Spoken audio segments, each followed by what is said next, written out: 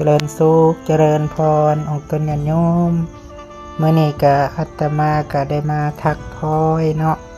ก็บ่ได้ทักพลอยหลายมื้อเลยเนาะเนื่องจากติดงานพอมื้อนี้ว่างแน่ก็มาทักพลอยเพราะว่าพลอยบ่พอเนาะนอกจากแบ่งให้ครูบาอาจารย์แน่แล้วก็ทักแน่ถ้ามีขายในสิบ่ทักได้ออกตนญาติโยมเพราะลำบากกะลีการทักพลอยนี่มือแตกมือโพงหิงเชือกก็บ่ได้ง่ายเลยเนาะถ้าผู้ใดไปซื้อพลอยเขาก็อย่าไปต่อเด้อออกต้นญาติโยมอันนี้เห็นบ่ยาทักพลอยนี่มือจนโพง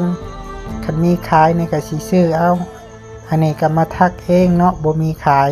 แต่อยู่มุกดาหารอาตมาเห็นเขาขายอยู่มาทักพลอยนี่ก็ได้หมักได้ใจเนาะคักพร้อมแน่นหนาทักเอง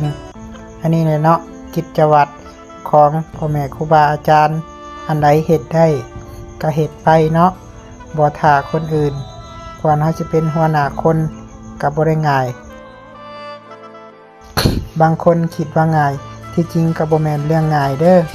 เป็นเจ้าอาวาสใครเห็นคลิปนี้จงฝากกดไลค์กดแชร์ให้เด้อออกตนญาติโยมให้ทุกข์ให้โศกให้โรคให้ภัยให้พยาธิโรคาปรารถนาสิ่งใดคอยไปโดยชอบประกอบด้วยศีลโดยธรรมมีแต่อายุวันนะสุขะพละมันยืน